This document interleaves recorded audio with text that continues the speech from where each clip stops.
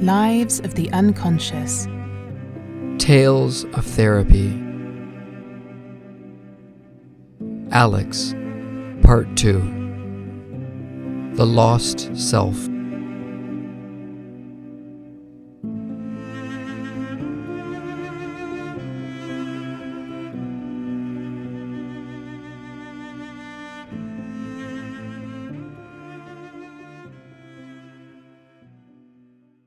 It is autumn 2018. About a year and a half since the beginning of therapy. Our meetings now take place 3 times a week. Thus far, therapeutic work has helped Alex to find a little more room for his own thoughts and feelings, allowing him to reflect on his own experiences with a bit more distance, no longer entirely fixated on physical symptoms. Although there continues to be frequent crises and anxiety attacks, nevertheless, with increasing frequency, it becomes possible during our sessions to talk about the meaning of a symptom, to produce something like a meaningful psychic entity, psychoanalytically speaking, a so-called alpha element. That means, whereas before there was only some chaotic something haunting the mind, threatening to drive him crazy, now a meaningful and emotionally comprehensive connection was emerging. A has to do with B. Alex still needs my help to establish such connections, but he can also make something of my interventions, can work with them, which at the beginning of therapy was only possible to a very limited extent. His life story and his family relationships also begin in this context to take shape, to become something more than just some story from the past. As in one session, he tells me about being overcome by one of his states on the previous day. A strong feeling of trepidation. His chest became constricted. His throat tight. Anxiety rose up. I ask, was this feeling related to anything that happened that day? Alex thinks and says, as he often does, no, I can't think of anything. A feeling of stillness and bewildering emptiness ensues. I say, can you say a bit more? What did you do that day? Alex, I went to work, then went home, made myself something to eat, watched TV with my girlfriend, then I went to sleep. I don't know, there was nothing really. It is as if we are staring at a wall. The subject changes before we can find anything more tangible. Later in the conversation, Alex tells in passing about a phone call with his brother. He had argued with him about the blackberry bushes on their land. During the session, Alex recounts this like an afterthought. But something about it catches my attention. I ask, what piece of land? Alex, something my parents bought here in the country.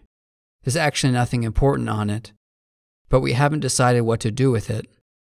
My parents have left it to us brothers, with this idea that says we all have the same share and the same voting rights. Everything that happens on the land, we have to vote about it together. Yesterday it was about the blackberry bushes. Who was going to remove them? My brother said I'm lazy, I should help. But I already do a lot. I built a fence the other day. Me. So actually you were quite annoyed yesterday. Alex, more vehement. Not only yesterday.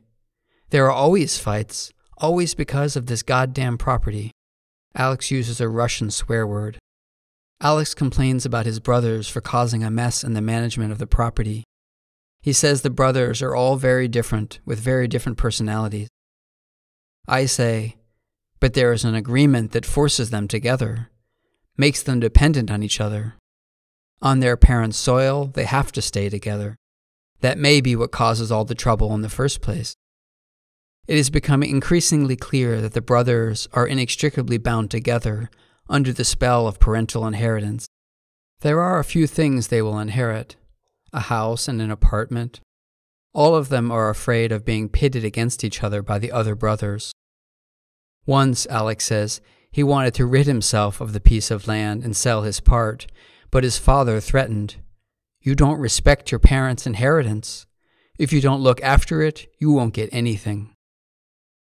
To me, the family resembles a kind of tribe, large, quarrelsome, and at the same time bound by a pledge, with relationships that are not entirely clear to me. There are arrangements and alliances.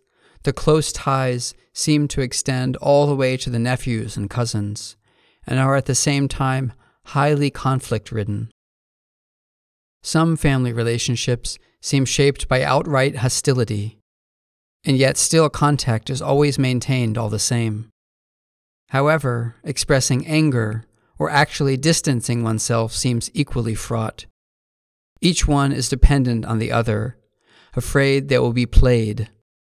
Most of all, it seems the brothers are terrified of losing their parents' favor, and thus being excluded or considered a traitor who rejects his family. I say, your feelings of trepidation may have to do with your anger over the piece of land, but it's a stifled anger. Alex is silent, then after a while says, a lot of anger. Alex comes across almost a little threatening as he says this, a bit absent-minded and spaced out. I say, but this anger scares you. You told me if you drink alcohol, the anger is released, and then it gets out of control. Alex, I already destroyed a friendship with a buddy after a drunken night, when I smashed 2 chairs in a bar. I don't drink anymore. I haven't touched a drop in a year. The last time, my girlfriend said she had no more patience for that anymore. It only creates problems. When I drink, I ruin everything. Me. If your anger is released, then you smash the world into rubble.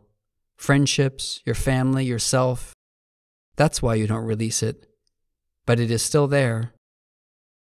I think, here too, maybe Alex also hasn't had a drink in a year and a half, since the beginning of therapy, so as not to jeopardize our relationship, which has become so valuable to him. When I ask, Alex talks about his childhood and youth in detail like never before. Together, we construct a part of his history. He relates fragmentary memories from his childhood, his time in Russia, and the border region that today is part of Kazakhstan. Russia comes across a bit like an imaginary place in his description, as if from a fairy tale, not from his own life. His few memories of the time are nice.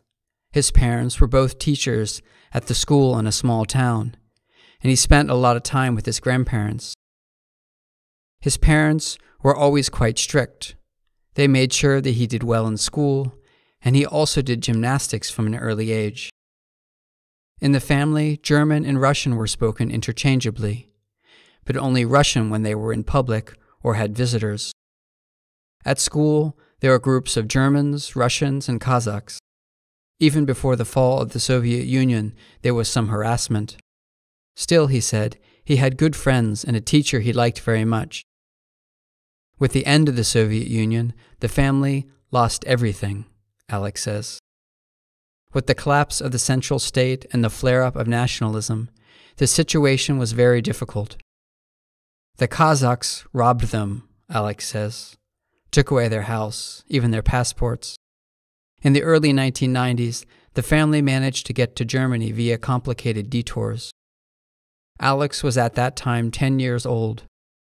I imagined to myself how a 10-year-old experiences such turmoil, the collapse of his previous world. Perhaps such an experience gives rise to the feeling that something very dangerous must lie beyond normality. One's own world, even if it seems stable, is threatened by collapse. Here is the connection to the panic symptom.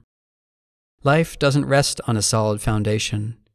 Even his parents, who in childhood should represent those unalterable protective powers called normality, can be overpowered and left ultimately helpless. In the old homeland, Alex had 2 dogs he grew up with and loved very much, Boris and Irina. But he had to leave them behind. When I ask if he knew what had become of them, Alex says, "I don't know. Papa took them away the day we left. I couldn't say goodbye. Maybe he thought it would be easier for me that way. He said, 'They are with the neighbors now,' but I don't know if that's true. Maybe he just abandoned them or shot them." I am startled and feel goosebumps rising on my arm. I say, "Shot?" Alex, "I don't know. I don't think so. My father also really liked the dogs, but maybe that would have been better for them." Me, "You say that so detached, but they were your beloved dogs." Alex, "Yes, but that's how it was. We couldn't take them with us." Me, "And there wasn't even an opportunity to say goodbye and mourn." Alex sighs and a long silence ensues. Alex, "I don't think I've thought about the dogs ever since. I was just thinking, if they're with the neighbors, are they still alive? But it's been so long. Dogs don't get that old. They must have died long ago." Once again there is a silence, long and sad. I think, at the same time, the beloved dogs are a symbol of Alex himself, his identity, his childhood. Everything was cut off all at once by a sudden violence. There is no time for transition, for saying goodbye, for mourning. A piece of his own identity was left behind, the dogs, but also the boy 𝑟𝑒𝑐𝑜𝑚𝑚𝑒𝑛𝑑. And in his imagination, again hear the violence, it is perhaps best that this piece of his history, this piece of himself, be left to fend for itself or be shot, because it has no place anymore in this world, no home where it belongs. In Alex's silence, I say, "It's all so incredibly sad." Alex nods and says, "Actually, it is." I get the feeling he is really sad about his memory. But it is almost too much sadness. Something overwhelming is always threateningly close. In our next few meetings, Alex continues to tell his story. The beginning in Germany was also difficult for him. There were problems getting degrees recognized. His parents had to pursue a profession below their qualifications in Russia. Ever since, Alex has known his parents as embittered, strict, even stricter than in Russia, and unhappy in a way that is difficult to grasp. However, feelings were not talked about at home. His father worked a lot, his mother as well, and also took care of the children in the time that remained. Evidently with a strict hand, always concerned that the children develop well, study for a good career. I say, and maybe you had the feeling you had to give that to your parents, develop well, couldn't disappoint them, so that they don't become even more unhappy. Alex, that was just normal. There was no question at all, whether you want it or not. Already at an early age, great pressure weighed on Alex and his brothers to be successful. Not in the sense of a flashy career. That too would be not normal. But rather in terms of a career with high social standing. A good job, good money, a house of one's own, being efficient, just being somebody in society at all.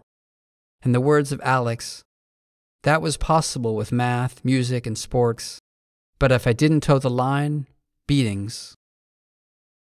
Here emerges that reoccurring reference to normal, and not for the first time during the treatment.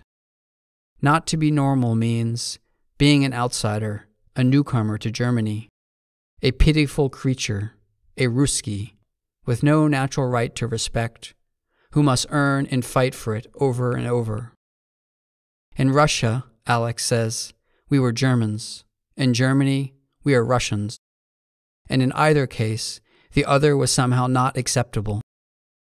I say, so somehow always different, never quite belonging. Your parents wanted to finally put that behind them. That's what that represents, a good job, well-developed. Being abnormal, standing out, that's a horror scenario in the family. Their extremely rigid parenting is driven by an almost panicked fear of social decline.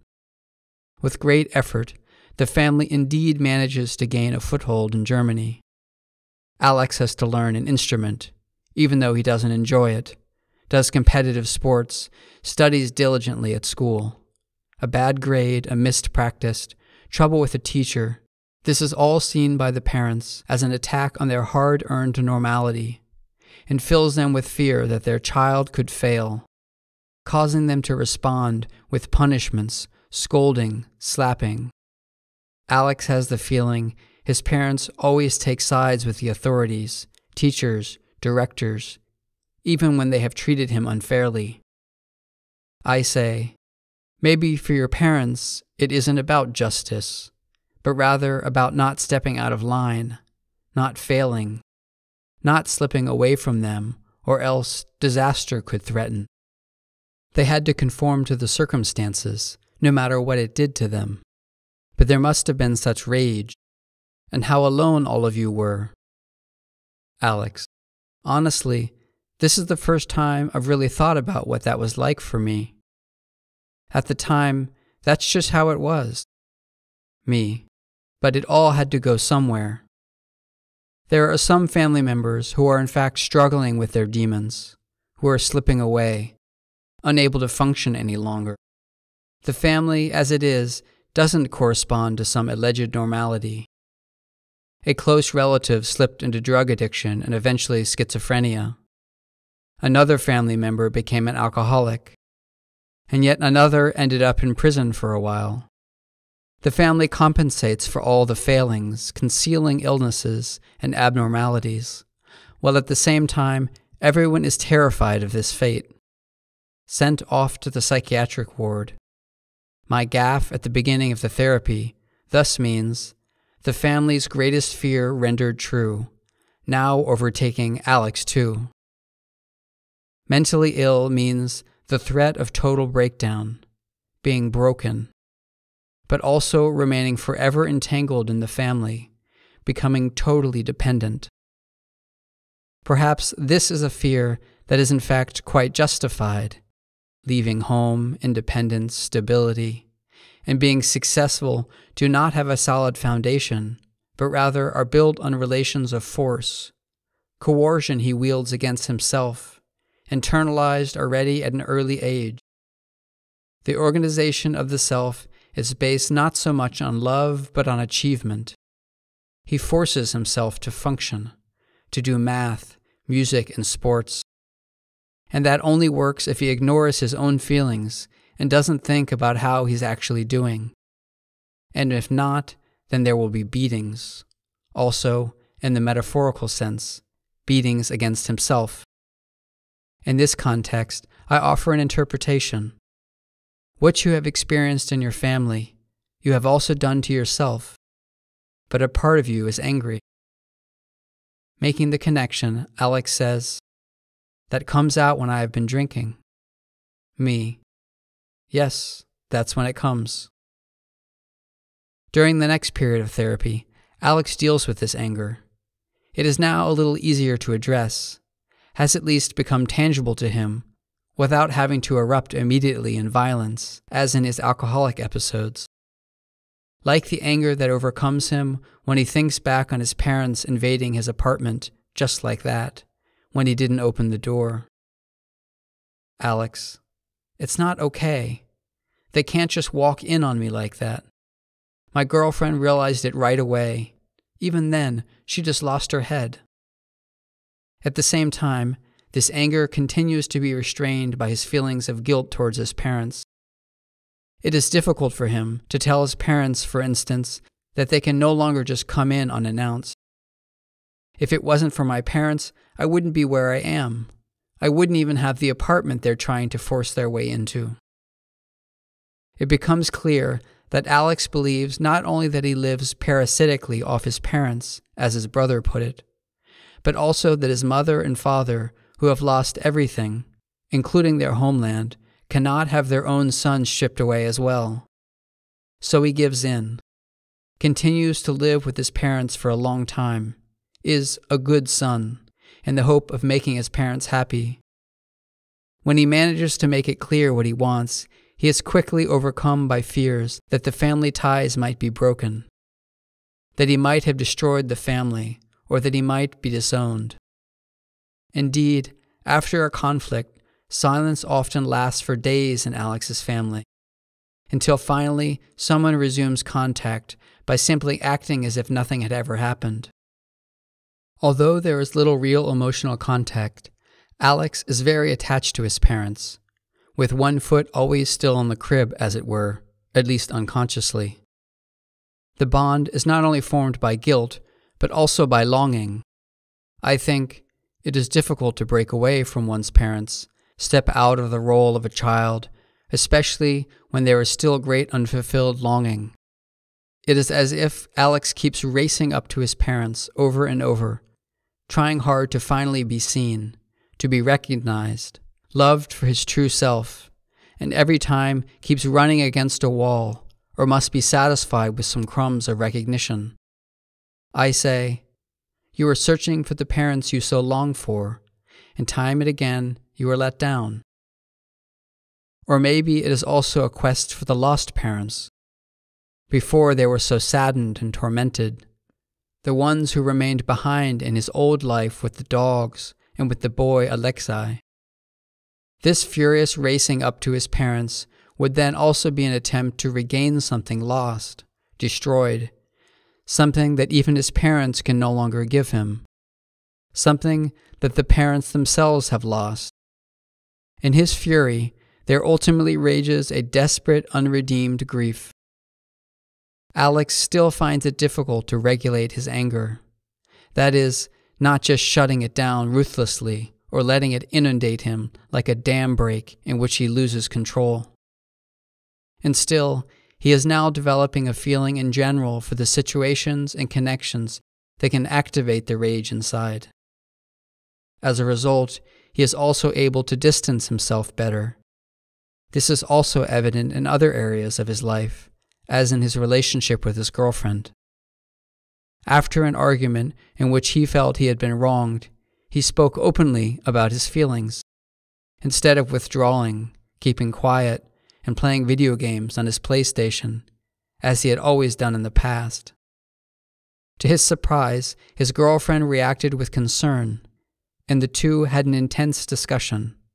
Alex, afterwards, I didn't have the feeling that I had broken something, but rather the other way around.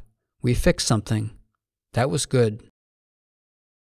Alex talks about his early days at school. There he was rather marginalized, was ashamed of his Russian accent. He struggled not to be seen as a Russian, kept his distance from a group of Russian-German boys, quickly trained himself to shed his Russian accent, mastering German in no time in both speaking and writing, absolutely flawless, as he said, nothing Russian about it anymore. When he tells this story, Alex looks proud, and it really is a remarkable achievement. All the same, a sadness spreads through me during his story. I imagine him as a boy, bright and clever, yet driven almost in a panic to hide, to cut off an essential, indeed a very valuable part of himself, just so as not to stand out. Alex never became fully self-confident in school, was more of a tag-along, but, as Alex says, at least not a victim of bullying. I say, having feelings, that's like a weakness you can't afford. Then you would have become a victim of bullying, although you might have been very frightened and very sad after leaving Russia. But if you had shed a tear over this, had grieved, who would have heard?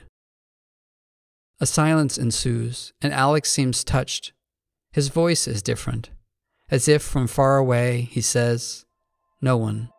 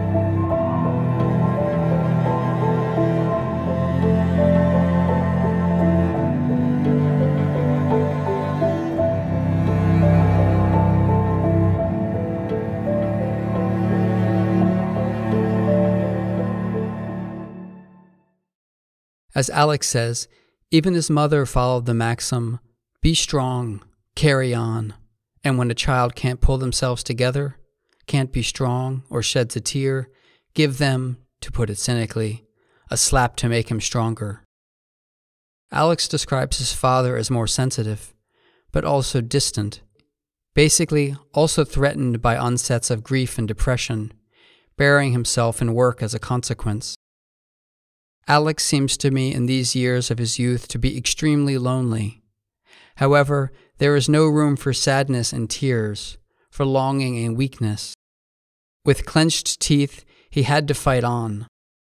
The whole family tried to shed its past in order to arrive in the present, perhaps also in order not to have to feel all the pain, a pain in which the silhouette of the family's history has begun emerging, reaching back much further. However, this will only take clear shape in the later course of treatment and under the pressure of external events. In Alex's psychological self-organization, there is an almost impossible, overwhelming demand to bring all feelings under control, to get a grip on what makes him weak, a demand that can perhaps only be met at the price of psychosomatic symptoms, and at the same time at the price of fear. For behind the control of feelings an inferno lurks. The suppressed rage, the boundless loneliness that cannot develop into mourning, and instead threatens to solidify into depression. Something unfathomable stirred in Alex during his first years in Germany. At some moments before falling asleep, but also in the hallway at school, he would hear voices in his head speaking Russian, as if from his old classmates, calling his name, Alexei, Alexei, startling him. Me. As if your old self had woken up and called you by name. But this is something that frightens you. The old you, Alexei, the boy from Russia, was already locked deep down in the cellar of your soul. In the cellar of the soul, this becomes a metaphor that Alex falls back on again and again, a figure of speech, the first in therapy truly saturated with emotional meaning. Alex reports about his sadistic, aggressive side. In his adolescence, he tortured animals, actively participated in the bullying of a boy, a Russian German from Kyrgyzstan, who joined his class a year after him and couldn't stand up for himself, something he is ashamed of today. I am the first person he tells this to, and for me, the stories are also difficult to take. What happened back then in the reality of Alex's life appears to have been true, and in the cellar of his soul certainly still is. It is a world of violence, in which only those who trample over others survive, only those who assert themselves, who stand on the side of the strong. If he puts down another immigrant child, then he is no longer an outsider himself, could finally belong. Nowhere does understanding seem possible. Feelings and insecurities are signs of weakness, for which he is immediately attacked by others, and for which he also attacks himself, becoming a perpetrator in order to avoid being a victim. The experience of one's own violent history is repeated, this time inflicted on another. I say, you did to your classmate what you feared would be done to you, to be put down, humiliated, tortured. Alex says sadly, I can't even say that I only did it out of fear. It was a good feeling. It felt like being on drugs, having power over someone. It gives you strength. But there was also hate, so much hate. I could have slammed him against the wall over and over again. I don't know why. He didn't do anything to me. Me. A hatred for everything weak, to eradicate what is weak. For that, the other had to suffer, so that you didn't have to feel like the boy who is sad, afraid, lonely. But ultimately, it was self-hatred of the boy who is in you, even today. But I don't know him anymore. He's a stranger to me, Alex says, a statement that saddens me. But somewhere in him, this part must also be present. The attempt to eradicate doesn't really work for Alex. Otherwise, he would probably never have come to therapy, or at least wouldn't have committed himself to such a long process of understanding. Alex does not appear hypermasculine or violent, but rather fragile, vulnerable, affectionate. He is relieved to talk about these things. Also, that I don't turn away from him in disgust when he tells me about his violent side, but also without minimizing things, for instance, by reassuringly saying, "That wasn't so bad," which would be nothing more than an attempt to avoid what is difficult to bear. This phase of therapy is about a kind of sincerity in listening, something that Alex can now tolerate much better than at the beginning of treatment. No false reassurances, no sugarcoating things, but also to develop an understanding for him and his family. Why did he feel the way he did? And what of this is still retained in his experience today? Over the course of puberty, Alex finally found stability in being able to be successful, doing well in school, playing sports. During this period, there was a struggle to find his masculine identity, something he could only imagine in the form of physical strength, detachment, and coolness. An ideal, however, he never quite achieved, and as a result tended to withdraw from contact with girls, only having his first sexual experiences much later.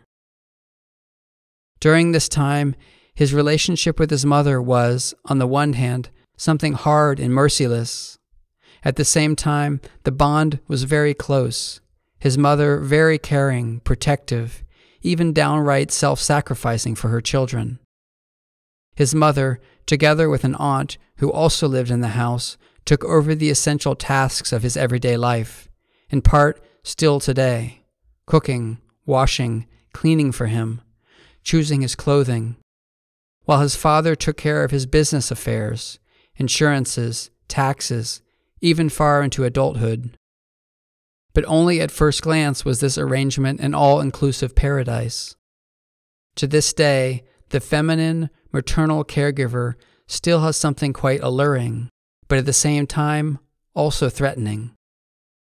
Something into which his masculine identity threatens to sink again and again, reducing him to a dependent bundle, an object of care. There is nothing worse than when he finds himself in this position. For example, when he has a cold and can't get out of bed, a state that goes hand in hand with depressive symptoms, defeat, feelings of worthlessness, of being lost. To this day, he experiences his sexuality as being restricted, only satisfying in a particular way. To be at the mercy of the feminine, to surrender oneself to pleasure, is threatening. On the contrary, he can feel sexual pleasure above all when the woman is in a passive position, subjugated. For example, in certain pornographic representations. His girlfriend, however, tends to be dominant. He refrains from sharing his desires and fantasies with her, and is afraid of her lust at the same time, often feigning tiredness when she makes advances in the evening. Even so, through discussing and working on this in therapy, he has managed to create a little more leeway here. In general, his growing awareness that masculinity and feelings do not have to be contradictions has helped him to gain more insight into his own desire and body. His fear of sexual intimacy, his shyness, ultimately reinforced his loneliness throughout his youth and early adulthood. He longed for a relationship, but at the same time retreated from any long-term love relationships that formed. For a long time, he could only bear brief affairs that remained emotionally non-committal, that did not put him at risk of being entangled. I say, to be in a relationship, that means to be seen. A great desire, but also a great fear. Maybe also here.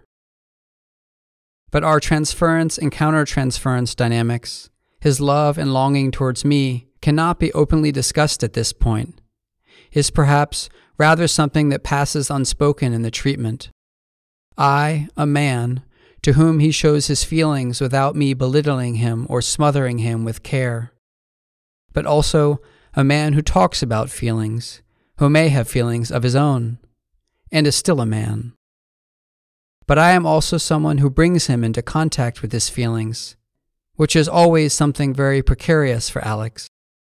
I can quickly become a persecutor with my interpretations and attempts to understand. Presumably, someone trying to get him in his weak spot. Since his youth, Alex has had to fight for his independence. If he did something different than what his parents expected, there were immediate conflicts. If he picked a different cell phone contract than the one his parents selected, they panicked, bombarding him almost to the point of aggression, sending him messages about the new provider's alleged scams, hacker attacks, and similar things. To some extent, it's still true today. As Alex says, it's really crazy. His parents only calm down once he does exactly what they say. I say, anything outside their family, that doesn't come from their family, is for your parents a threat, and it is difficult for you to escape this feeling. At the same time, it occurs to me that this scene is an illustration of the relationship dynamic between Alex and his parents. In fact, his parents are themselves full of anxiety, panic, unprocessed feelings, psychoanalytically speaking, beta elements, and are forcing their fears into Alex by assailing him with messages, whereby Alex is supposed to calm his parents by conforming entirely to their wishes. I imagine that this is also how their relationship formed in his childhood, and I begin to understand why it is difficult for Alex to gain reassurance from relationships. You can't reassure yourself if the other person is full of fear and undigested affects, and this is especially true for children. At the end of the first year of our work together, Alex has increasingly stabilized himself, even finding more leeway in how he shapes his relationships.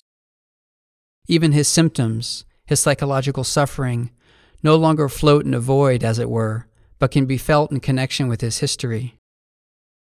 In general, Alex begins to accept his history, to grapple with it for the first time, which also helps him to better understand his present situation. Becoming aware does not simply mean knowing his history, but rather being more able to balance his inner conflicts, having greater flexibility in dealing with his own feelings, desires, and boundaries, and, last but not least, rediscovering a piece of the lost self that has long been raging in the basement. An essential step in therapy has been taken. However, there is something that we do not yet foresee at this point, the end of 2019. A social crisis is on the horizon, and it will affect the process of therapy, but will also force open a door in Alex's family history that finally allows us to fully make sense of the extent of his unresolved anxiety. But we will hear more about that in the coming week.